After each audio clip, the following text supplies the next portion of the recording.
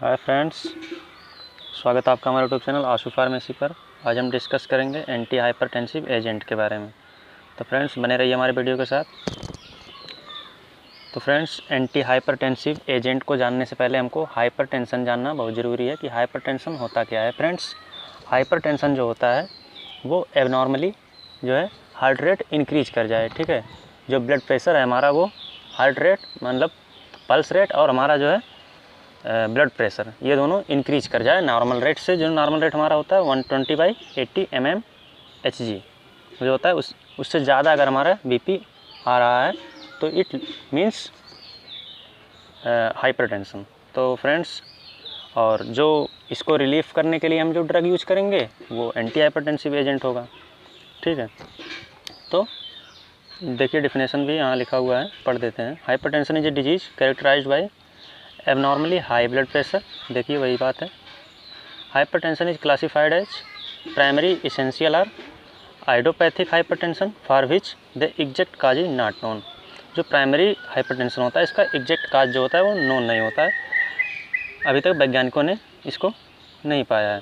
तो friends, secondary hypertension which में be due to renal, endocrine और वैस्कुलर लीजियंस। ये रीनल एबनॉर्मलिटी के कारण हो सकता है। जैसे मान लीजिए आपका किडनी अच्छे से काम नहीं कर रहा है तो ब्लड वॉल्यूम आपके शरीर में इंक्रीज कर रहा है, जिससे जो है आपकी बीपी बढ़ सकती है। और एंडोक्राइन मीन्स कि आपके ग्लैंड्स जो हैं वो अच्छे से काम नहीं कर रही हैं। ग्लैंड्स मीन्स कि जैसे मान लीजिए जो एंडोक्राइन ग्लैंड्स हैं वो हार्मोन के सिक्रेशन करती हैं, जैसे एड्रेनलिन, नॉर एड्रेनलिन। ये सब जो होता है ये ब्लड प्रेशर के लिए बहुत मायने करता है। ठीक है, एड्रेनलिन अगर ज़्यादा मात्रा में सिक्रेट होगा तो बीपी आपकी बढ़ जाएगी। तो यही बता रखा है इन्होंने। सेकेंडरी हाइपरटेंशन का जो काज होता है वो रीनल काज हो सकता है, एंडोक्राइन का जो वैस्कुलर लीजियंस। वैस्कुलर मीन्स आपके जो है जो वैस्कुलर जो वेसल्स हैं उससे रिलेटेड है। ठीक है, irrespective of the cause hypertension is harmful. It may leads to degenerative changes in cerebral, coronary, renal and retinal tissue. Anti hypertensive drug are helpful in the treatment of hypertension. अब इसका हम classification की बात करते हैं। Classification जो है इसका AC inhibitor, angiotensin converting enzyme होता है, उसको इनिबिट करने वाला। तो कौन सा है? Captopril, enalapril, lisinopril and ramipril. Second हमारा एंजियोटेंसिन एंटागोनिस्ट। एंजियोटेंसिन एंटागोनिस्ट इसका जो ड्रग है losartan. Calcium channel blocker. Calcium channel blockers में हमारा है निफिडिपिन, फेलोडिपिन एंड एम्लोडिपिन। और डायूरेटिक में है हमारा chlorothiazides, frusemide, spironolactone, triamterene and एम्लोराइड।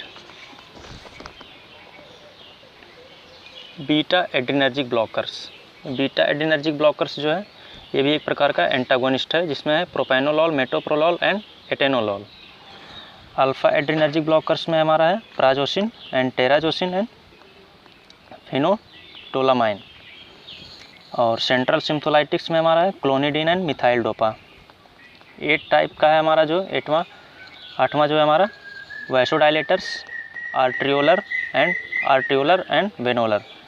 आर्ट्रियोलर में हमारा है हाइड्रेलाजीन एंड डाइजॉक्साइड। आर्ट्रियोलर वेनोलर में हमारा सोडियम नाइट्रोफ्लोराइड एंड पिनासिडिल। इसका हम शॉर्ट में जो है जान लेते हैं, इसका जो है mechanism of action, mode of action, ये काम कैसे करता है। ठीक है, तो फ्रेंड्स जो एसी इनिबिटर होता है, जैसे देखिए क्लासिफिकेशन, जैसे मैंने आपको बताया क्लासिफिकेशन में ही आपका जो है सारे जो है मोड ऑफ एक्शन छुपे हुए हैं। जो क्लासिफिकेशन किया जाता है किसी भी ड्रग का, किसी भी टाइप के ड्रग का, तो उनका क्लासिफिकेशन जो किया जाता है वो उसी बेस पे किया जाता है, उसके मोड ऑफ एक्शन के बेस पे मैक्सिमम जो है क्लासिफिकेशन किए जाते हैं। तो देखिए इसमें दिया हुआ है एसी इनहिबिटर। ठीक है, एसी का फुल फॉर्म होता है एंजियोटेंसिन कन्वर्टिंग एंजाइम। अब ये कोई एंजाइम होगा जिसको ये इनहिबिट कर रहा है। ठीक है, तो एसी इनहिबिटर हमारा क्या है? हमारे शरीर में जो है तमाम प्रकार के एंजाइम पाए जाते हैं, उसी प्रकार से हमारा एसी एंजाइम भी पाया जाता है, जिसको इनहिबिट करता है कौन सा ड्रग? हमारा कैप्टोप्रिल, इनाइलाप्रिल। अब एसी एंजाइम काम कहाँ आता है? ठीक है, तो ये एक प्रोसेस होता है हमारे किडनी के द्वारा जो है, तो रेनिन का सिक्रेशन होता है जो एंजियोटेंसिन फर्स्ट को सेकंड में कन्वर्ट करने में मदद करता है। और उसी एंजियोटेंसिन एंजाइम को जो है, एंजियोटेंसिन कन्वर्टिंग एंजाइम को जो है ये इनहिबिट कर देता है ड्रग। और जो एंजियोटेंसिन सेकंड जो होता है, हमारा जो एंजियोटेंसिन सेकंड बनता है वो हमारे ब्लड वॉल्यूम को मेंटेन करता है। ब्लड वॉल्यूम मीन्स हमारे ब्लड का वॉल्यूम जो है वेसल्स में कितना रहेगा वो डिसाइड करता है कौन सा, एंजियोटेंसिन सेकंड। तो जिससे ये उसका एक प्रकार से एक इनहिबिट कर देता है, किसको, एसी एंजाइम को। कैप्टोप्रिल, इनैलाप्रिल, रेमिप्रिल जो ड्रग होते हैं इसको इनहिबिट कर देते हैं। और एंजियोटेंसिन एंटागोनिस्ट, इसका हम मोड ऑफ एक्शन देखते हैं। इसका जो मोड ऑफ एक्शन है वो एंजियोटेंसिन सेकंड जो है उसका एक प्रकार का एंटागोनिस्ट है ये, ठीक है। एंजियोटेंसिन सेकंड जो है उसका एक प्रकार से एंटागोनिस्ट है। लोसार्टेन, टेलमिसार्टेन ये जो ड्रग आते हैं तो उसका ये एंटागोनिस्ट है, जिससे एंजियोटेंसिन सेकंड जो है, एंजियोटेंसिन सेकंड जिस रिसेप्टर पर बाइंड होना होता है उसके जगह पे जाकर के हमारा लोसार्टेन बाइंड हो जाता है।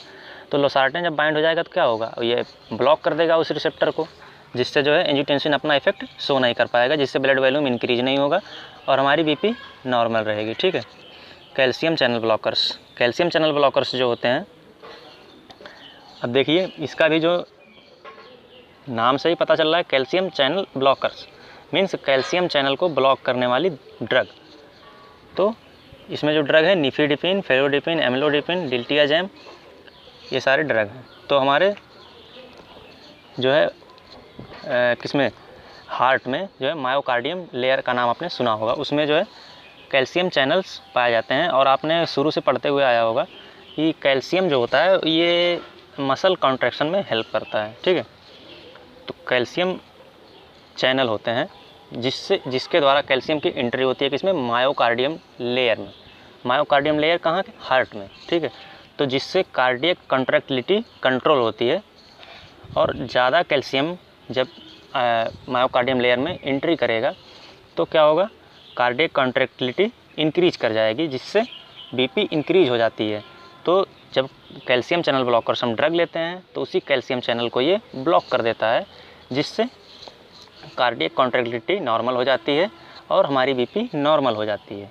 एंड डायूरेटिक्स हम की बात करते हैं। डायूरेटिक्स तो आपने शायद पढ़ा होगा। डायूरेटिक्स मीन्स होता है कि ऐसी ड्रग्स जो यूरिनेशन इंक्रीज कर दे, ठीक है। जिससे अब यूरिनेशन कई तरीक़ों से इंक्रीज किया जाता है, उसके तमाम मोड ऑफ एक्शन होते हैं। इसमें जो ड्रग दिए हुए हैं हर कई प्रकार के क्लासिफिकेशन के हिसाब से ड्रग इसमें दिए हुए हैं।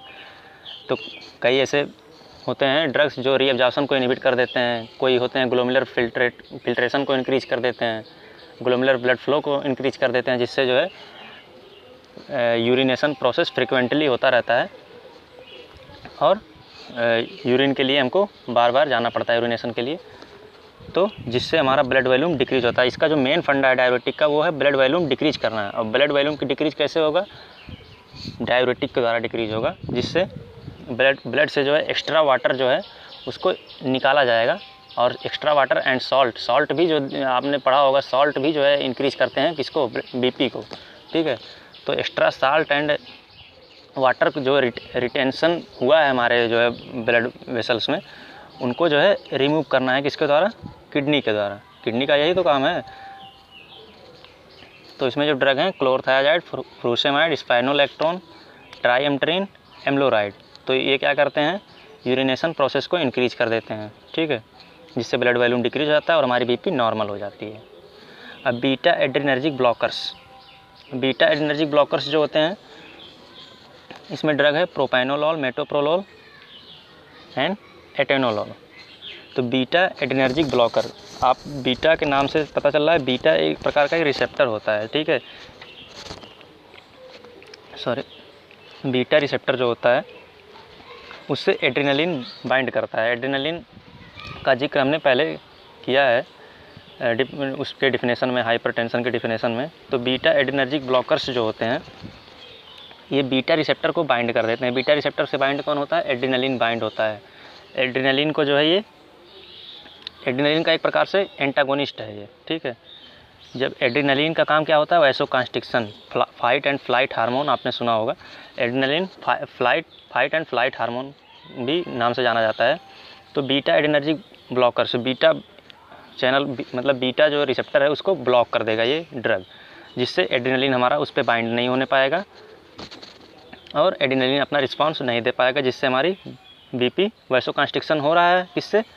एड्रेनलिन से। वैसोकंस्ट्रिक्शन एड्रेनलिन काज कर रहा है और हमारा बीटा जो ब्लॉकर है वो जा करके बीटा चैनल को ब्लॉक कर दे रहा है, बीटा रिसेप्टर को ब्लॉक कर दे रहा है, जिससे एड्रेनलिन बाइंड नहीं कर पा रहा है, वैसोकंस्ट्रिक्शन काज नहीं होगा और हमारी बीपी नॉर्मल हो जाएगी। Alpha adrenergic blockers, alpha adrenergic blockers का नाम आपने सुना होगा। अल्फ़ा रिसेप्टर होते हैं जिससे हमारा नॉर एड्रेनलिन, 2 प्रकार के हार्मोन होते हैं जो किडनी से सीक्रेट होते हैं, किडनी के ऊपर जो होता है एड्रिनल ग्लैंड उससे सीक्रेट होते हैं। एक एपिनेफ्रिन, नॉर एपिनेफ्रिन। एपिनेफ्रिन को एड्रेनलिन बोलते हैं एंड नॉर एड्रेनलिन को नॉर एपिनेफ्रिन बोलते हैं, ठीक है। तो अल्फ़ा एड्रेनर्जिक ब्लॉकर्स जो होते हैं ये नॉर एड्रेनलिन को इनहिबिट करते हैं, नॉर एड्रेनलिन के बाइंड को इनहिबिट करते हैं, जिससे जो है ये भी वैसोकंस्ट्रिक्शन और बीपी इंक्रीज करने में ये भी मदद करता है, जिससे हमारा बीपी इंक्रीज नहीं होने पाता है और ब्लड प्रेशर हमारा नॉर्मल हो जाता है। अब नेक्स्ट हमारा है सेंट्रल सिम्फोलाइटिक्स। सेंट्रल सिम्फोलाइटिक्स में जो ड्रग है हमारा वो है क्लोनिडीन एंड मिथाइल डोपा। इसमें जो ड्रग है वो काम कैसे करती है? Clonidine stimulate alpha adrenergic receptor. Clonidine जो होता है अल्फ़ा एड्रेनर्जिक रिसेप्टर को स्टिमुलेट कर देता है in the vasomotor centre. Vasomotor centre में ये this block the release of nor adrenaline from nerve terminal, जिससे जो है ये ब्लॉक कर देता है किसको? Release of nor adrenaline. Nerve terminal से जो है नॉर एड्रेनलिन जो रिलीज हो रही थी उसको ब्लॉक कर देता है और जिससे हमारी बीपी नॉर्मल हो जाती है, ब्लड प्रेशर नॉर्मल हो जाता है। और इसका जो एडवर्स इफेक्ट होता है ब्रेडिकार्डिया भी काज हो सकता है। ब्रेडिकार्डिया मीन्स वही हाइपोटेंशन, ठीक है।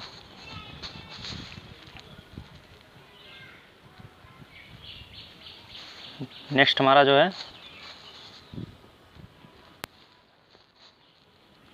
वैसोडाइलेटर। वैसोडाइलेटर हमारा है आर्टियोलर एंड वेनोलर। इसका जो बेसिक है वह इसका देखिए अब नाम से पता चल रहा है वैसोडाइलेटर मतलब वेसल्स को डायलेट करने वाला। वेसल्स को ये डायलेट कर रहा है, बस इतना समझिए कि वेसल्स को ये डायलेट कर रहा है, जिससे मान लीजिए कोई भी पाइप है उसको आप फैला देंगे तो उसकी जो है साइज़ जो है वो इंक्रीज कर जाएगी, ठीक है। तो जिससे उसमें फ़्लो नॉर्मल हो जाएगा, जिससे हमारे हार्ट पे प्रेशर नहीं पड़ेगा और ब्लड आसानी से फ्लो हो जाएगा उस वेसल्स में, ठीक है। तो ये जो ड्रग होते हैं वैसोडाइलेटर ये वेसल्स को हमारे डायलेट कर देते हैं, जिससे हमारा ब्लड आसानी से फ्लो हो जाता है, कोई भी रिटेंशन उसमें काज नहीं होता है, जिससे बीपी नॉर्मल हो जाती है। तो फ्रेंड्स ये वीडियो कैसी लगी कमेंट करके ज़रूर बताएं। बहुत बहुत धन्यवाद आपके कीमती समय देने के लिए।